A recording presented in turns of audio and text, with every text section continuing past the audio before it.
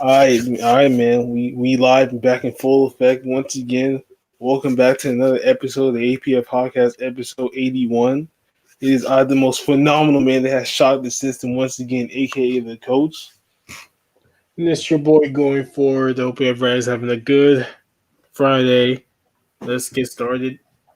So, as we all know, the coaching position in the NBA has been started out dry. Then now it started picking up some serious heat, and now we got some another Phoenix Suns connection going on in the Nets. Now Mike D'Antoni is now the assistant coach to Steve Nash in Brooklyn, and I don't know why I'm liking those odds in Brooklyn a little bit. I don't know why. Probably because they had some connection back in Phoenix when the roles were reversed. Who knows? Yeah, Mike D'Antoni didn't get a job that I probably wanted to, like, uh, the Clippers or 76ers, because why would you leave the Rockets job other than think you're going to get one of those jobs? He didn't get them, so he did the next best thing, which is just take a year, sit behind his guy, Steve Nash, help him out, see if he can better the offense, and go into next year, maybe a good job comes about and he tries to once again get himself a job. So I think it's a good idea by Steve to take him up. I Mike mean, didn't does good. why would he not take him? When he was playing and when D'Antoni was coaching at his best, they were pretty good together. So now the roles are reversed. He's not playing no more. He's on the sidelines now. So I think that maybe that they could probably implement some of their pick and roll action that they used to do back in Phoenix days, or even come up with something different. Because the system D'Antoni was running, it was just like it was either it was successful or wasn't situation. So what I think is now that he's in a different situation where he's not really the leader, I think that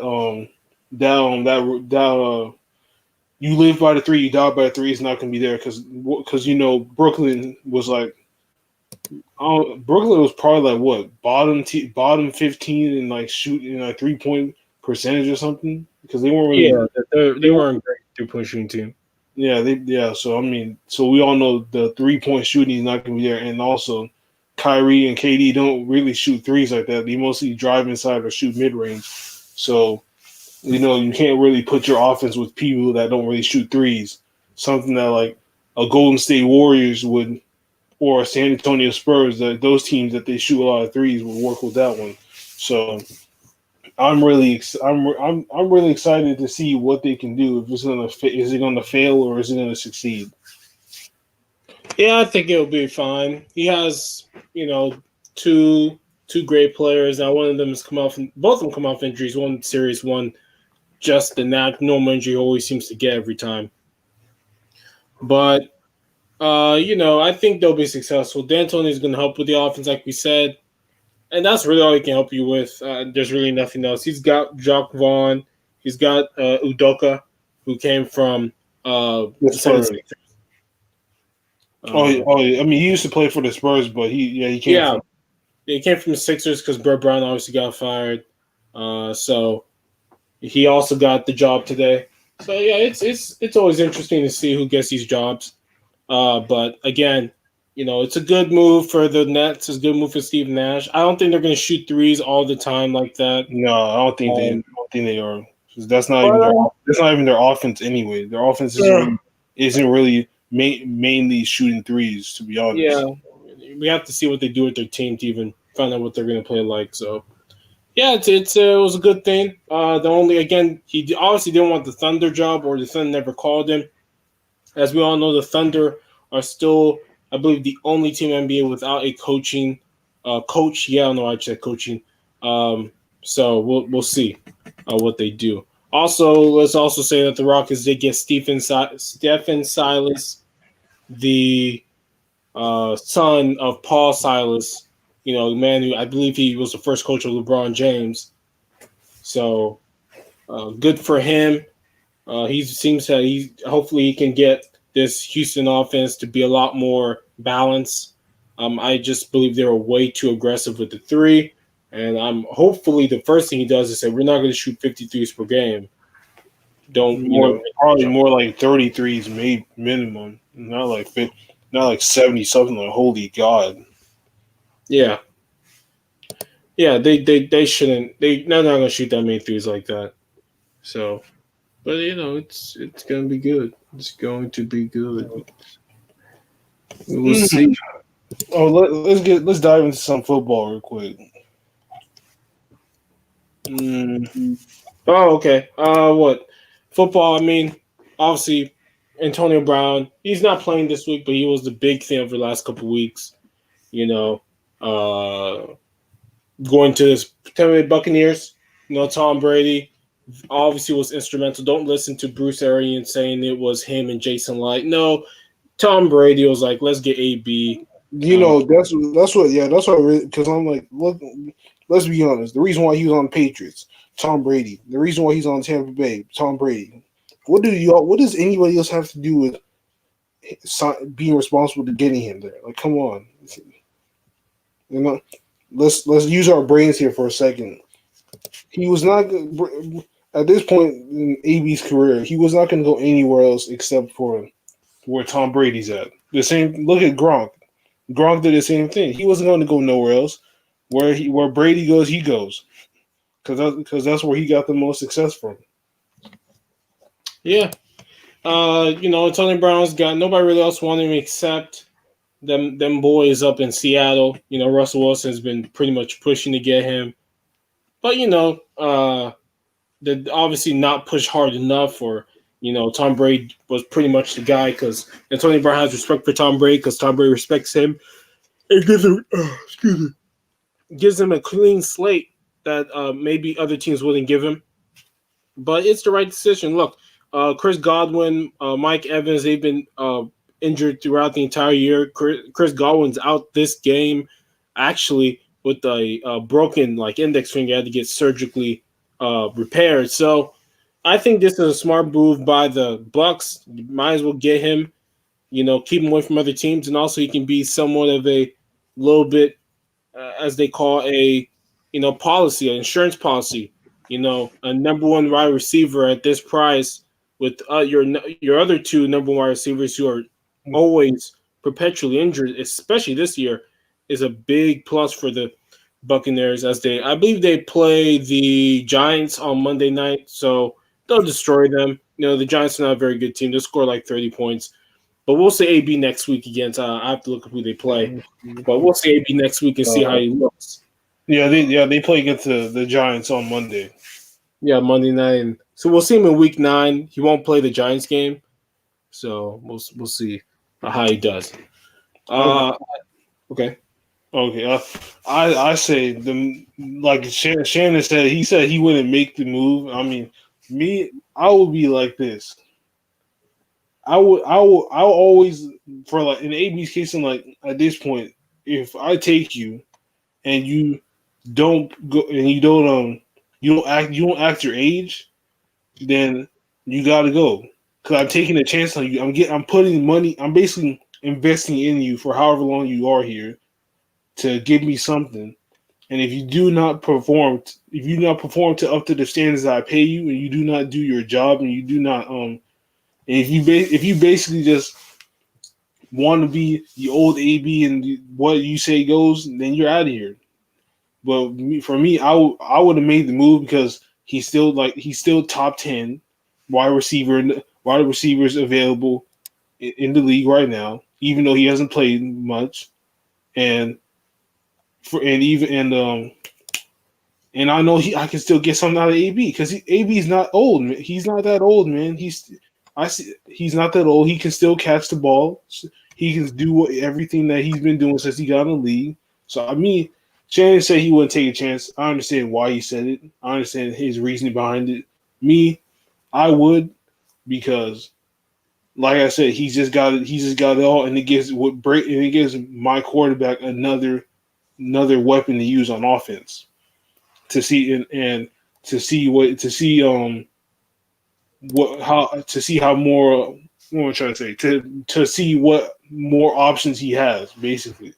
So like I said, if it came down to this, part of me says I wouldn't because of what he's done in the past, and part of me says I would because everybody's had him. He hasn't found his home yet. Now he's found somewhere in Tampa Bay, and hopefully he stays there. Because if he gets booted out of Tampa Bay, do you see him ever playing football again? No. I mean, this is his last chance right here, especially with it being Tom Brady. Everybody knows how much Tom Brady has been, really trying to get him to his teams this entire year. So if you can't work Tom Brady, the one guy he probably respects, quarterback he respects the entire league, then there's no way he's going to get another chance. I mean, uh, even this, yeah, I know Russell Wilson has been wanting him for the longest because Russell Wilson understands he does need a number one wide receiver, and he doesn't have it on his team, even how great Metcalf and Tyler Lockett have played. But even the Seattle Seahawks have to tell Russell, like, come on, man, he couldn't even be with Tom Brady, and we all know the reports of how much he respects Tom Brady, likes Tom Brady, how Tom Brady gave him clean slate. I mean, he's let him live in his house that he lives in with his family. So if that doesn't work out, there's no way he gets another chance. It doesn't matter how good you are. I mean, look at Earl Thomas. As I've said before, he was a great player. He was good for us, and on my team, the Baltimore Ravens, I like last year Pro Bowler. But his issues outside of work and in the workplace have led to him basically being um, not blackballed, but I think put into an early retirement unless the team really needs him. And, that's where AB's going to be if he's not careful.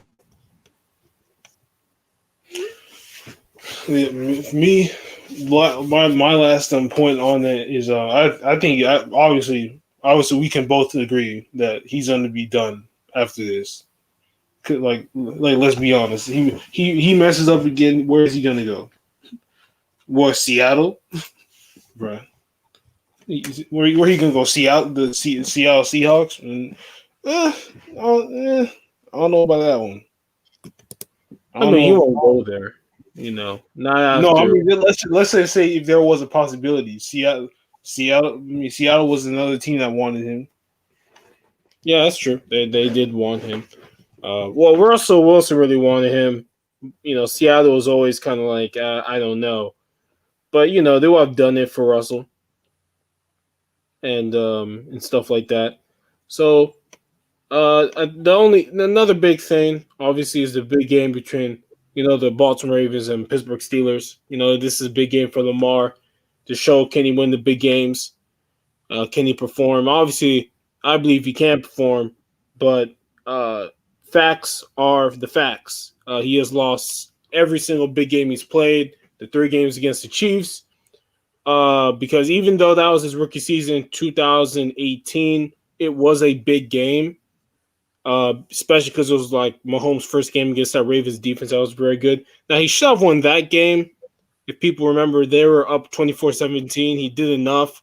I mean, Mahomes had to complete 2 4-down passes to, one, get into a red zone and then to score a touchdown. So it is what it is.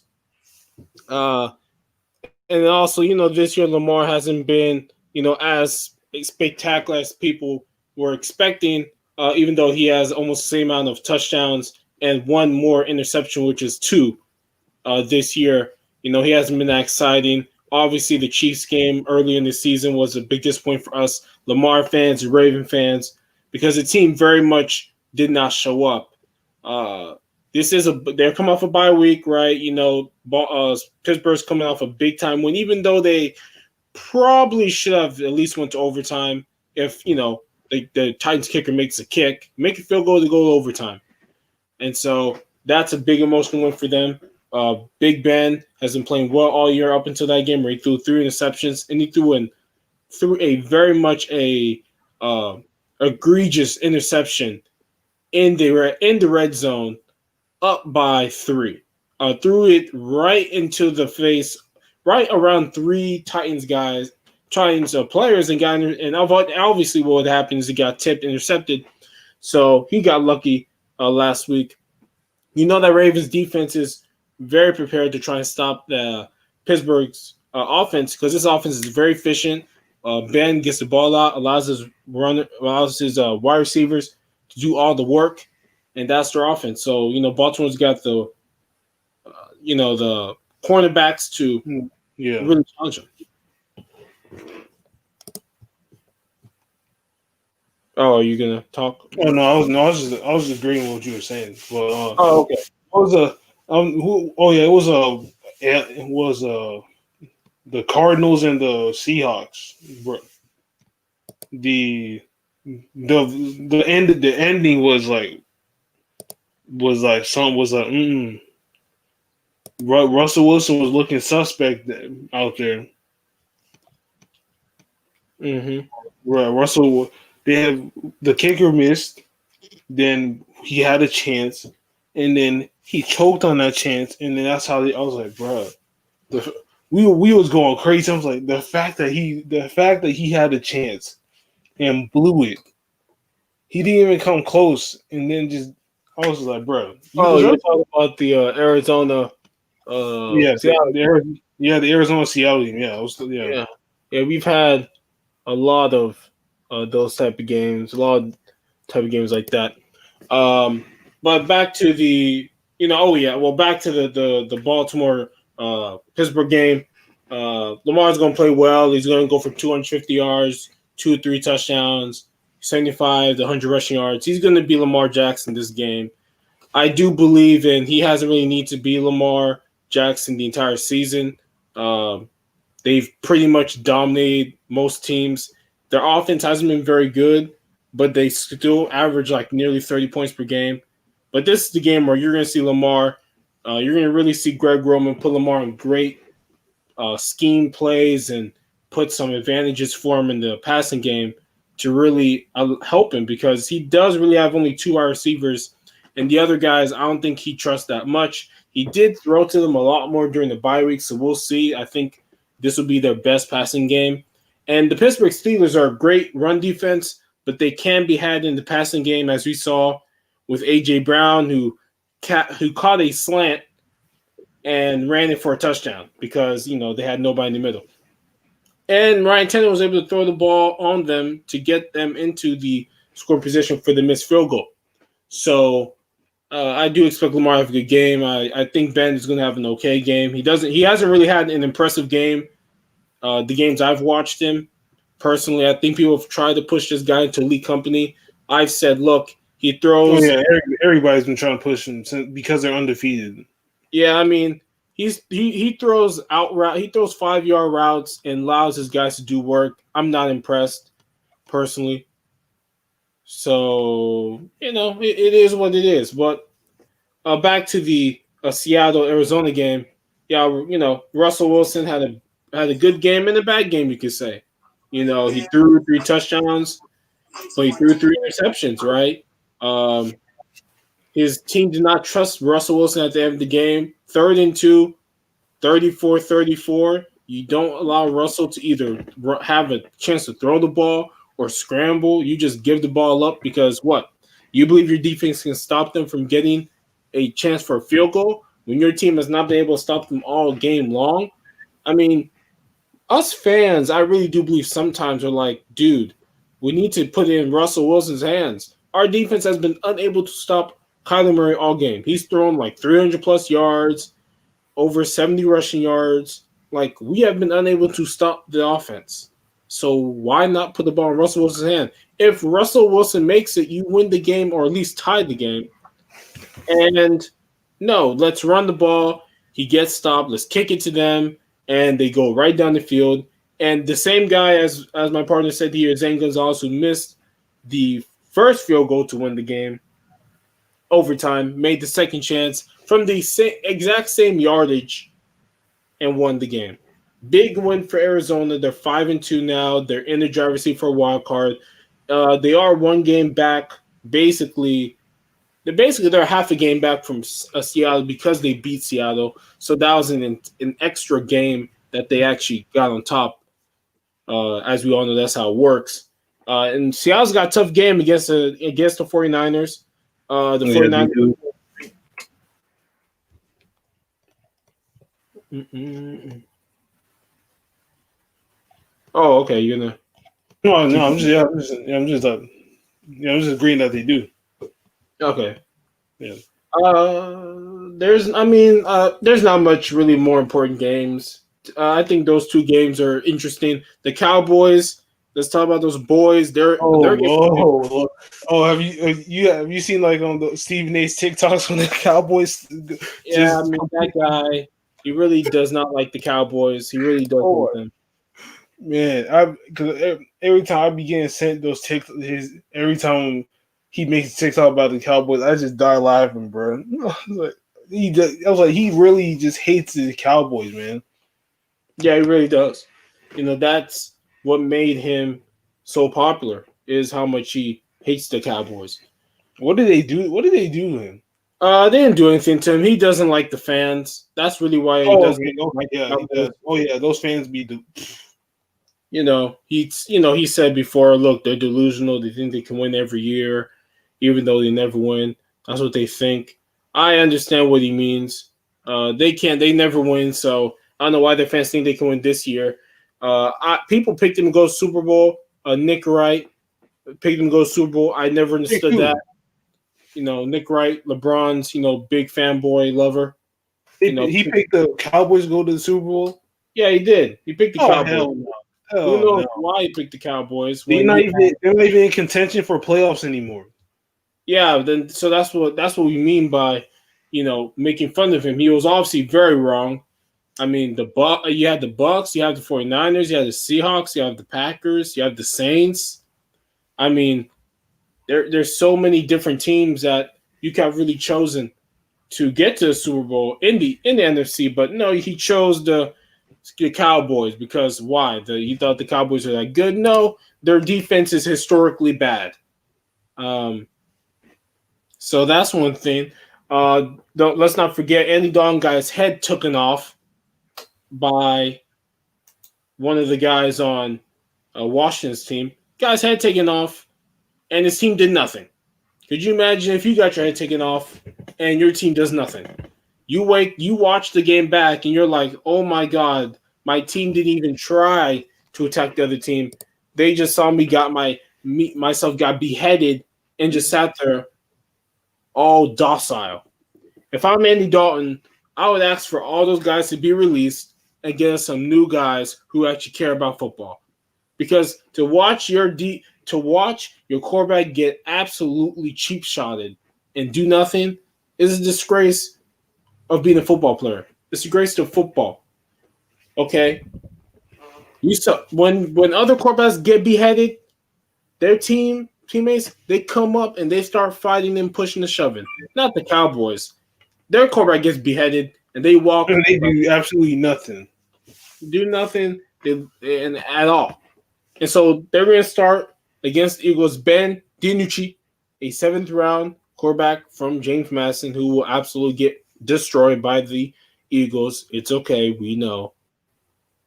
And what can you do? Their season's over. I believe they should just tank for Trevor Lawrence. I know everybody here said this is my hot take. Tank for Trevor Lawrence. Shit, if it was me, I would be like, shit. At this point, man, we not even in playoffs, so we might as well just be tanking then. Yeah, I think they should just tank. I know people say, "Oh, they believe in Dak." Look, do they want to pay $30 million for Dak?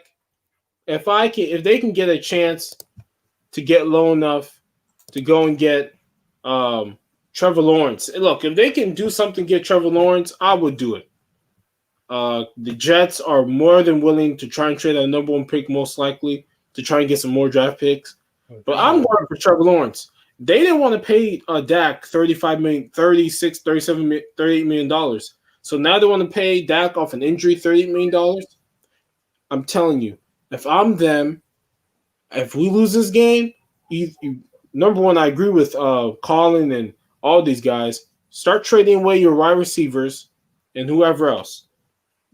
Now the players and coaches won't tank, but the front office should go into tanking mode, which is basically give away all your good players and just have whoever and just be bad because hey, we trade all good players.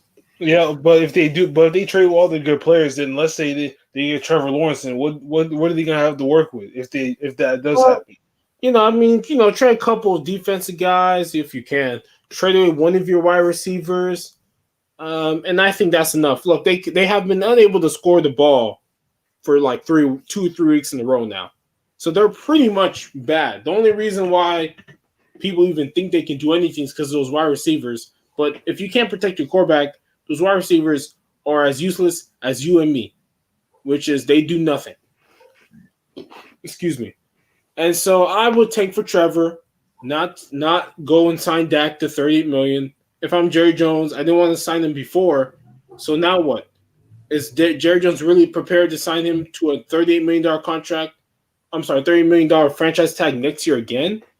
When I can possibly be so bad that maybe I can get Trey Lance, Justin Fields, maybe a Lawrence. Like, I think they should just go all in for the tank. I think they're slotted number 8. I think go all in for the tank front office, lose about 14 games, be in the top 5 so you can pretty much guarantee you one of the quarterbacks. Oh yeah, they need to there's like 16 games. They play 7 and then they need to win. They already have 2 wins. I think they don't win any more games. They lose tomorrow. They lose next week. They'll be 2-5. They're 2-5 right now. 2-5. So they lose this week. They'll be 6. They're going to lose to the Steelers. They're going to be 2-7. No, they're going to lose. They're going to lose the next 4 or 5 games. Pro Football Focus, a reputable website that I love to look at, said that they think the Cowboys may only win one more game because they got to face the Steelers and the Eagles twice, and they got to face the Ravens, and they got to face a lot of teams, man. The only other team they can possibly beat is the Bengals, but I think they lose to the Bengals as well. They got the most points allowed, 243 right now. Yeah. So, and they have they're like they have 176 total points scored. So, yeah. So that means that they're that obviously we know they can't score, and obviously they can't defend to save their life. And I think the Titans can't play defense. The Titans have their defense is not. No, there was one team that we was watching that couldn't play defense one time. I mean, the Titans couldn't play defense against the Texans. Texans were able to go up and down the field on them as well. Well, both teams were able to do that. The team that can't play defense is the Seahawks. They can't play any defense. Okay, yeah. See, it was that game. That's what I was talking about. Because I'm like, there was one. So I'm like, it was one team that couldn't play defense. Yeah, they just can't stop anybody. At all. Like if you look at the last 2 weeks with Andy Dalton, they've scored 13 points in 2 weeks, while the other team has scored. Oh hell no, 63 points. Yeah, 63 points. So no, they're not going to score. They're going to lose against the boys on Sunday night. They're going to lose against the Cowboys. I'm sorry, the Steelers. The week after, they're going to probably lose to the Vikings. I don't know. That's a toss-up. They've already lost to the Washington football team because, we just saw the game happen. And them Ravens are going to destroy them on Thursday night in December. Yeah, I mean, the only game they could possibly win is the Giants or the Bengals. So we'll see about that, but who knows? So yeah, I think they're going to be bad. I think the Cowboys are going to, Stephen A. has a song about the Cowboys. Of course he does. That I can't wait for him to play. But yeah, the Cowboys are bad. They're the worst team in the NFL. They're the most disappointing team. The Jets are not the most disappointing team. We know the Jets are bad coming to this year. We're not surprised. Bro, look, they so bad. It was like they are so bad. You could literally go to Ross and find like a Sam Darnold jersey like a couple weeks ago, if anybody went to Ross and like over went to Ross, you would most likely find the Sam Darnold jersey. That's how bad they are. I seen like three of them. I was like, damn, why are they in here? And then now I'm like, oh, they're 0-7. Well, no wonder because no one wants to rep trash. Yeah, look, yeah, that's it. It is what it is. Um, people are, another thing we could talk about here is, you're seeing what's his face, Lil Wayne wanted to go talk to Trump. Oh, oh yeah, yeah. He went to go talk to Trump. Black community is not happy that he went to go uh Because talk. it's that most people think it's that tax shit. That's why. Yeah, But I don't really know. We can't really know because nothing really was said. yeah. What is it called? Yeah. Look, he went to go talk to you. I think he went to go. He talked to Trump. And he said he backed up, backed his platinum plan. I'm here looking at uh a complex where they're talking about, Lil Wayne is still disconnected from the moment. Look, Lil Wayne was saved by a white guy, so he doesn't know racism or whatever. So that's fine and all. I have no problem with him backing Donald Trump. I mean, it won't matter. That's just gonna make more black people not go vote for Biden, and it's gonna make more black people understand that Lil Wayne and 50 Cent and all your favorite black entrepreneurs and people you watch for or listen to or watch is not your guy. Number one, the platinum plan from Trump isn't even very good. Wait, hold on. Okay. Mute your mic. Oh,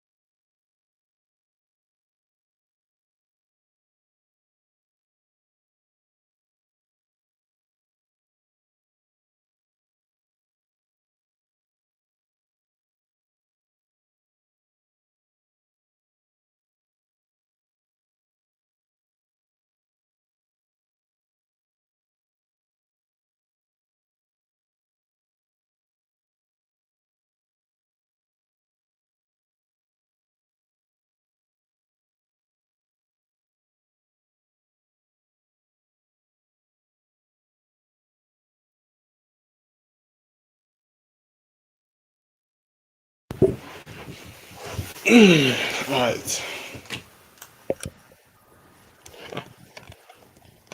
All but right. yeah, Now back to this platinum plan that I have no knowledge of.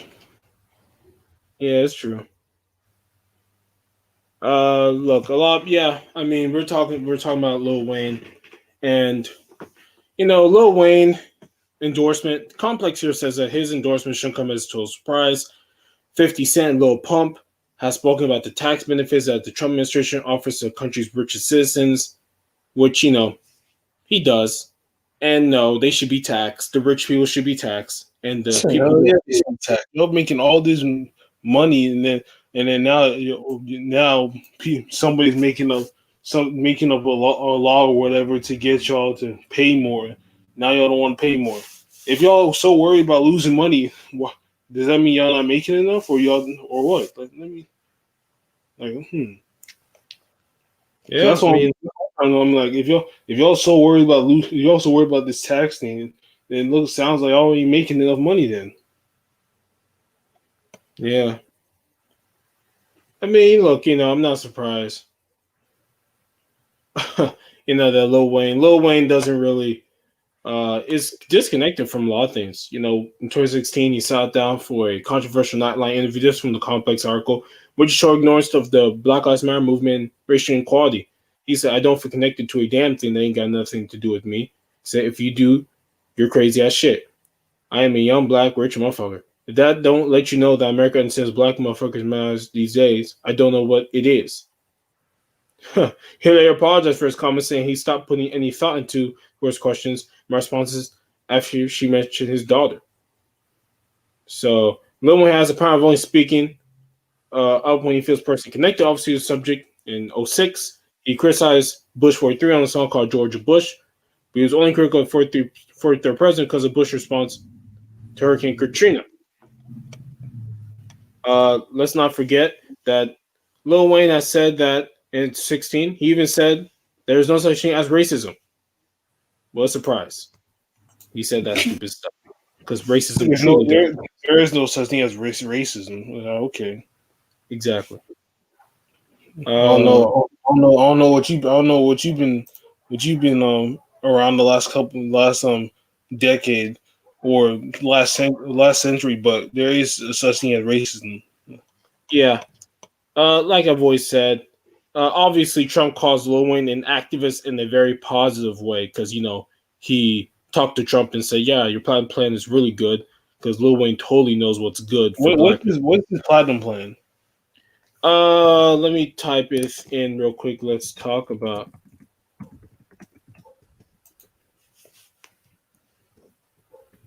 Let me type in the platinum plan. This real quick. Platinum plan CNN. Let me see here. The platinum plan. I'm trying to look here real quick. Where is it?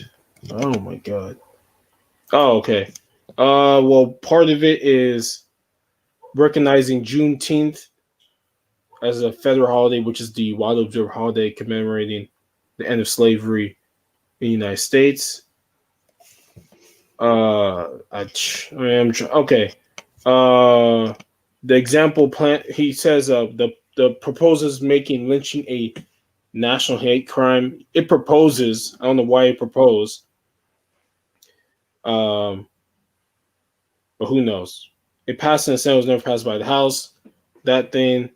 Uh, what's it called here? He would be part of his plan. The platinum plan is build up peaceful urban neighborhoods with the high standards of policing, bringing fairness to justice system, expanding school choice, increasing black home ownership, and create a national clemency project to right wrongful prosecutions and to pardon individuals who have reformed their lives. Hmm. So that doesn't really sound like anything good at No. all. Let me go to Bloomberg. I think Bloomberg's going to give me a lot more information on that because I was seeing the article. They didn't give me much. Give me a second here. That didn't even sound a little bit detailed at Oh, all. so the Platinum Plan is unlocking $500 billion in access to capital, creating 3 million new jobs, and bridging historic disparities in healthcare and education, school choice, criminal justice reform, and favorable trade deals for black farmers and manufacturers round out the list of the president's platinum promises. And obviously, um, if he's reelected, obviously he will make Juneteenth a national holiday because he said, as it says here, building on the credit that the president has taken for making Juneteenth very famous, even though it's already a famous thing. Trump, who frequently boasts that he's done more for African Americans than any president since Abraham Lincoln, because he really has not. But Cap. okay. It's all cap. But it's fine. Obviously, he faces long odds with black voters. A new Washington Post ABC News poll shows that black voters are backing Joe Biden by 88 to 9%, which is about the same rate they preferred Hillary Clinton. Other polls suggest that about 10% of black voters continue to back Trump, which is uh, the normal level. Because, black people know that, the Republicans do nothing for me. Even though Democrats have not done really much for us either, at least maybe they try somehow. But who knows?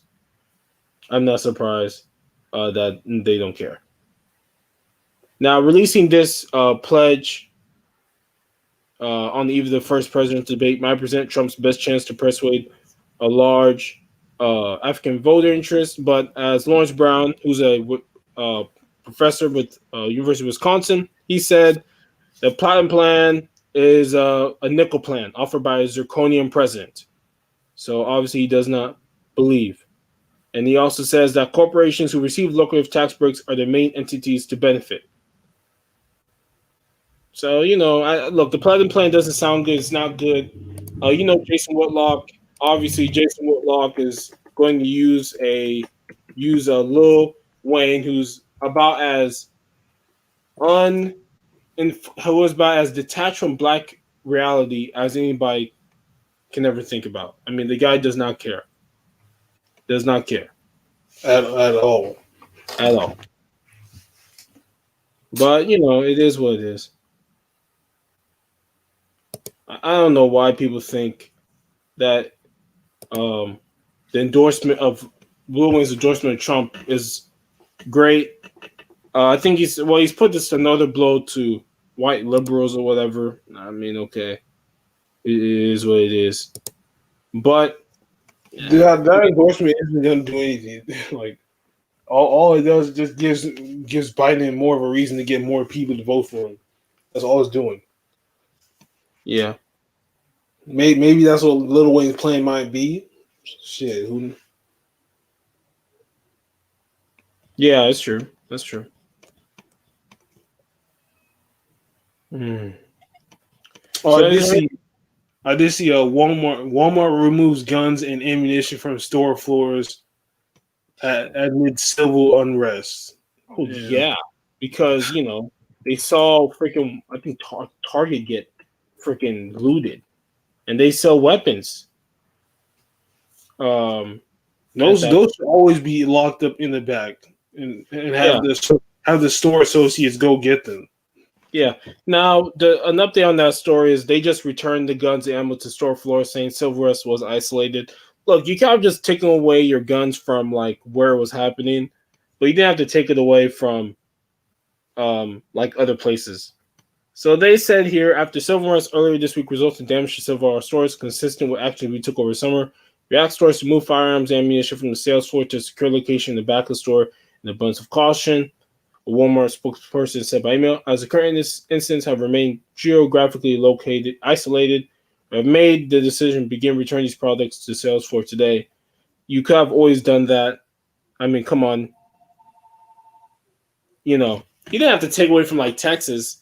Like what? Nobody's going crazy here in Texas. Nobody's going crazy in most of these states. Nobody in Texas is trying to shoot anybody. So it doesn't make sense.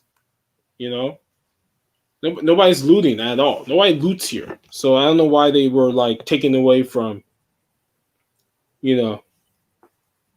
selling guns across their entire nationwide amount of stores. They should have always been selling them.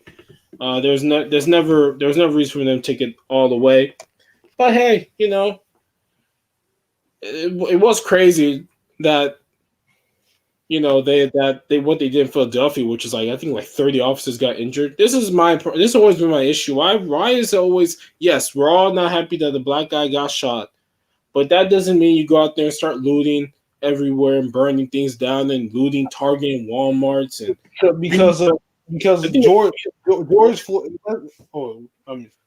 Okay, well, George Floyd would not want that to happen if he survived a couple months ago. If he survived that somehow, he wouldn't want nobody to be looting because one, that's not going to do nothing for him. That's not going to bring him back. That's just adding more. That's just adding more of a reason why cops do what they do to us.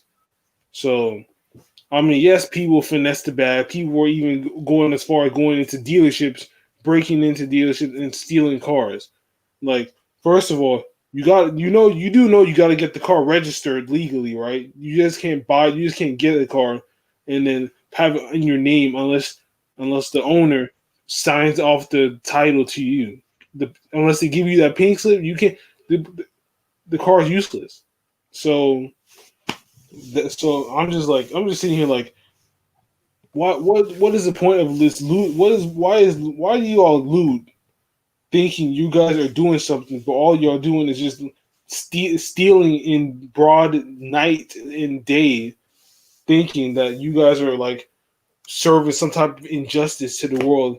You're more like you're just basically making yourself look broke as fuck and just stealing whatever it is that you couldn't afford.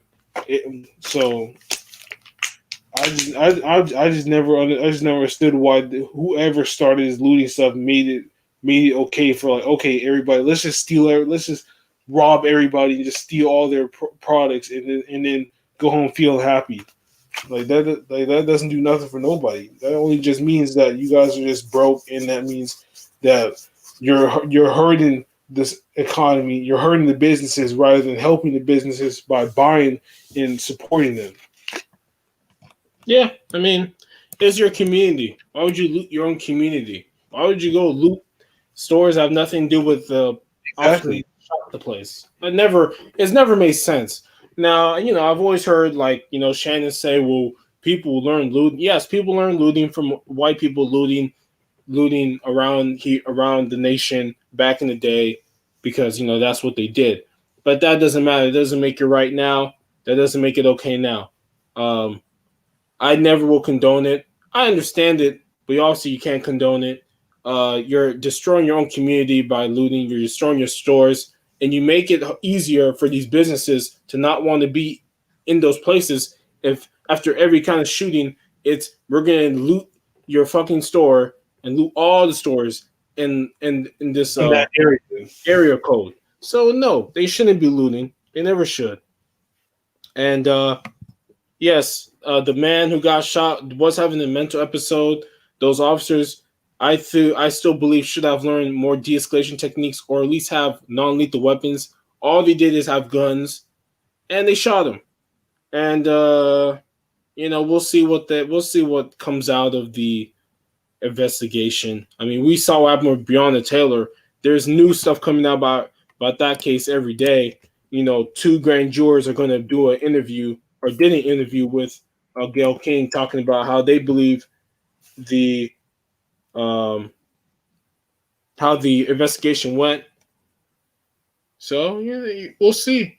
We just had another grand juror speak out against the attorney general.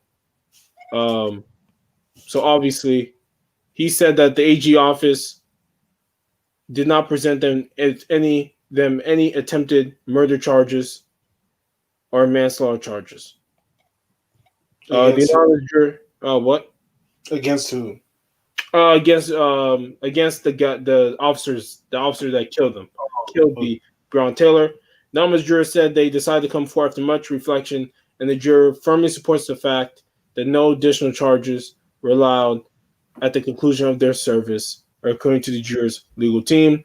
As TMZ has reported, another place reported, the two other grand jurors, one white and black, said they felt like Cameron betrayed them when he said the grand jury agreed on the minor charge against Officer Hankinson for wanton endangerment was the only charge warranted in the case. AG Cameron has said if the grand jurors wanted to consider more charges, they could have, but the third jury is saying that wasn't the case. Just like the other two, they are calling Cameron a liar. Breonna's mother, Tamika Palmer, filed documents on Thursday requesting a new grand jury be convened and a special prosecutor be appointed to present the case. I don't know if that's going to happen, but if you're having 3 of the 7 jurors, I think it's 7, come out and say that A.G. Cameron never said, basically said they betrayed them when he said the grand jury agreed, I mean, doesn't this warrant a possible reopening of the case with the special prosecutor to see? I don't know if it's going to change anything, but clearly, not presenting them any attempted murder charges or manslaughter charges is not a good thing to do. And so that guy's being raked through the coals. It's not going to be a big case anymore because it's already happened. But I'm more than interested in seeing, hey, if they're going to get charged or if they're going to open a new grand jury case. Who knows? We'll see.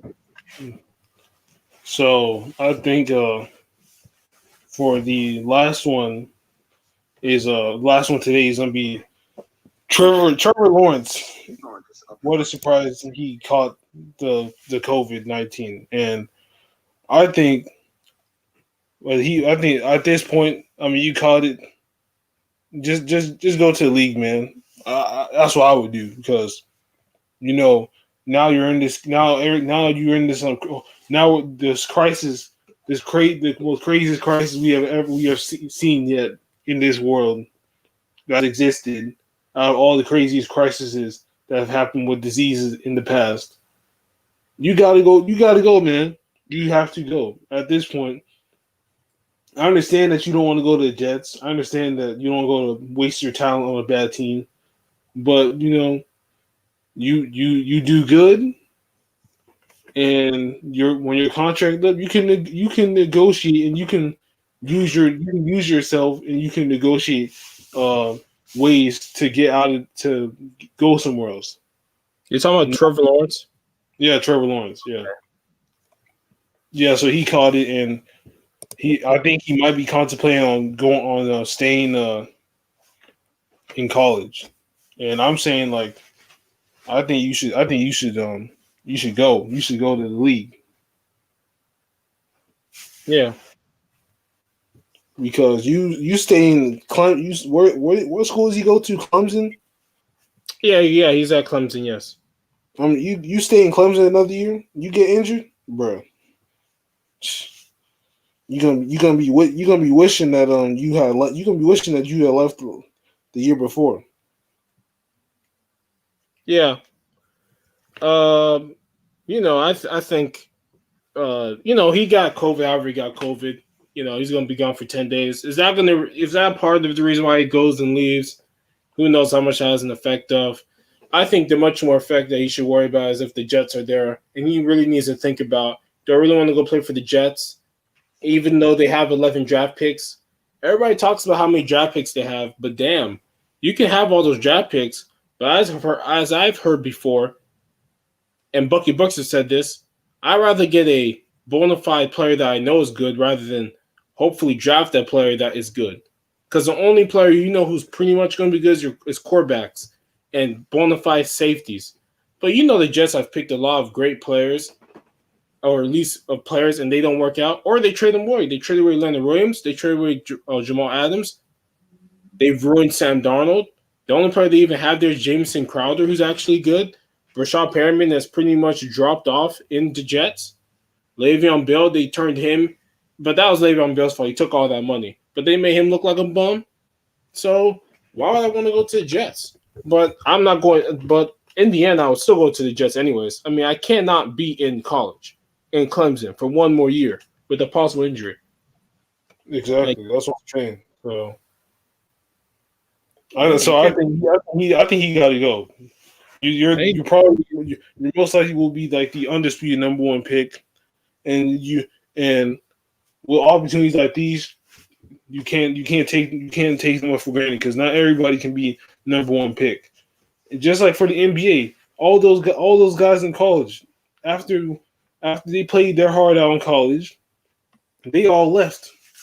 They didn't stay another year like some of the other players. They like Trey Jones, R.J. Barrett, Zion Williamson, Cam Reddish. Those guys after that season in Duke, they left. Trey Jones was the only one that stayed.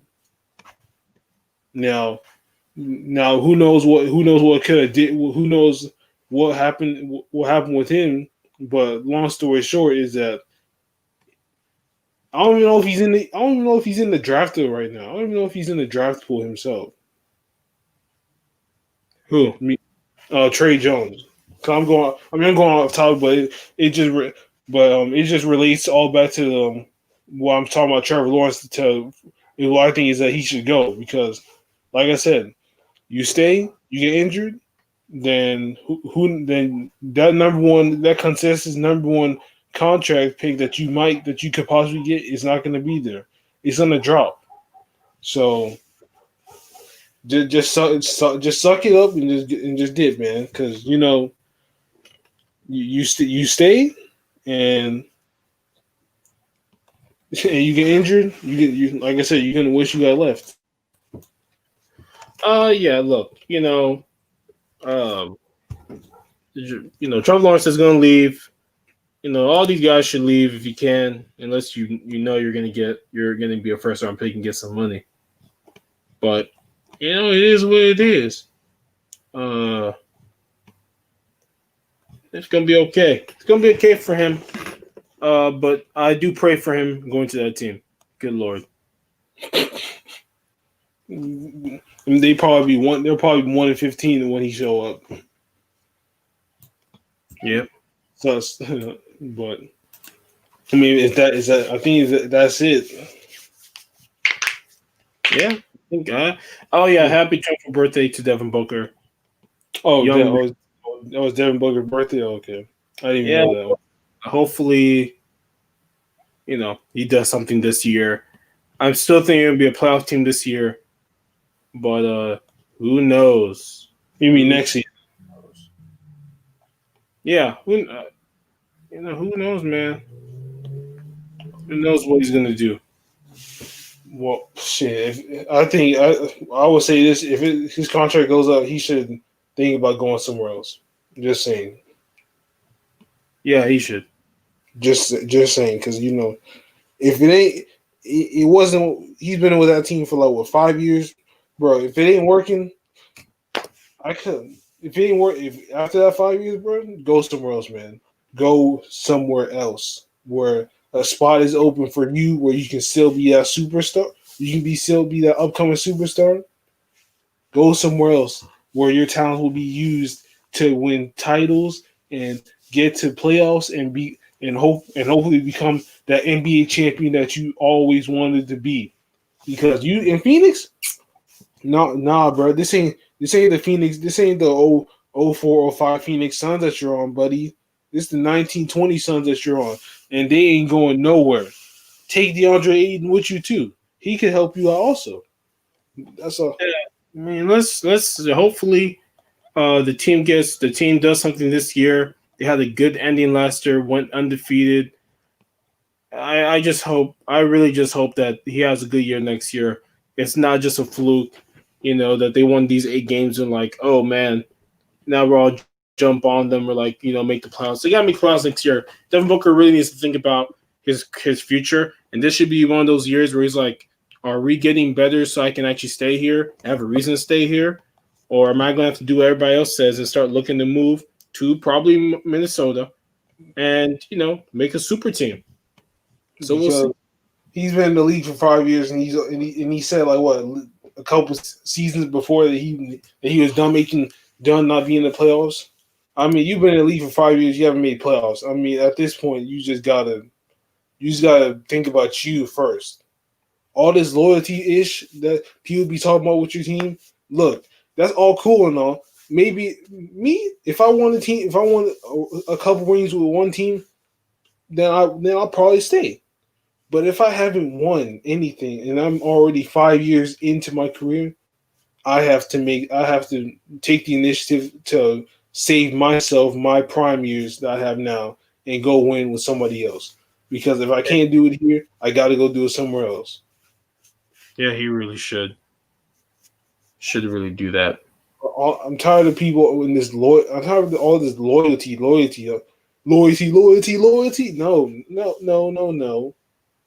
You're here for one reason only. It's a business, and you're here to win a championship.